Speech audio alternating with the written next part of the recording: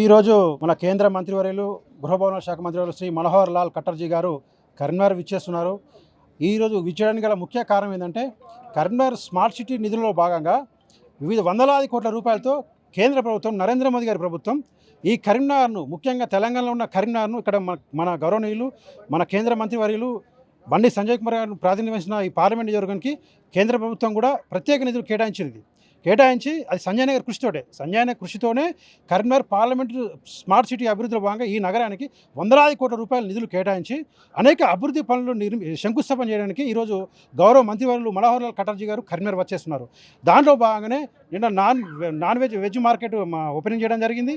ఈరోజు కూడా పార్కు దగ్గర ఒక ఓపెనింగ్ జరుగుతూ ఉన్నది. అలాగే ఈరోజు ఇక్కడ హౌసింగ్ బోర్డులో కూడా 24 గంటల సదుపాయం. ఒకప్పుడు వారం రోజులకోసారి నీళ్ళు వచ్చాయి నగర ప్రజలకు, వారానికి ఒకసారి.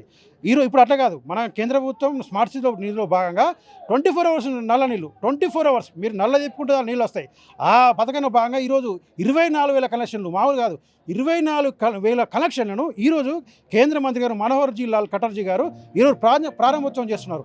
అదేవిధంగా కరీంనగరానికి ఆ కోతిరాంపూర్ దగ్గర ఉన్న డంప్ యార్డు, అది చాలా ఏళ్ళుగా ఆ ప్రజలందరూ కూడా ఈ 4-5 డివిజన్ల ప్రజలు చాలా ఇబ్బంది పడుతున్నారు, రోగాల బారిన పడుతున్న ఆ డంప్ యార్డును పరిష్కరించడానికి కూడా ఈరోజు మంత్రివర్యులు దాన్ని విజిట్ చేస్తున్నారు. దాన్ని తరలించే ప్రయత్నం కూడా చేయడానికి ఈరోజు అక్కడ కూడా విజిట్ చేస్తున్నారు. దాంట్లో భాగంగా ఇంకా అనేక అభివృద్ధి పనులను శంకుస్థాపన చేయడానికి వందలాది కోట్ల రూపాయలతో ఈరోజు ప్రారంభోత్సవం చేయడానికి మంత్రివర్యులు రావడం జరుగుతుంది. ఇక్కడ ఈ హౌసింగ్ బోర్డు కాలనీలో పెద్ద ఎత్తున ఇక్కడ ఒక మీటింగ్ కూడా ఏర్పాటు చేయడం జరిగింది. దీంట్లో వారు సందేశం ఇస్తారు. మన మంత్రి గారు సంజయ్ నగర్ కూడా సందేశం ఇస్తారు. ఇక్కడ కూడా ఆగిపోతే అభివృద్ధి ఇది నిరంతర ప్రక్రియ. కరీంనగర్కి కేంద్రం కూడా ప్రత్యేక దృష్టి పెట్టింది. తెలంగాణలో కరీంనగర్ ప్రత్యేక దృష్టి పెట్టి ఇక్కడ సంజయ్ నగర్ ప్రతినిధి కనుక వందలాది కోట్ల రూపాయలతో ముందు కూడా అభివృద్ధి చేసి ఈ తెలంగాణలో కరీంనగర్ పార్లమెంటును అత్యద్భుతంగా అభివృద్ధి చేయడానికి సంజయ్ నగర్ నిరంతరం కృషి చేస్తున్నారు.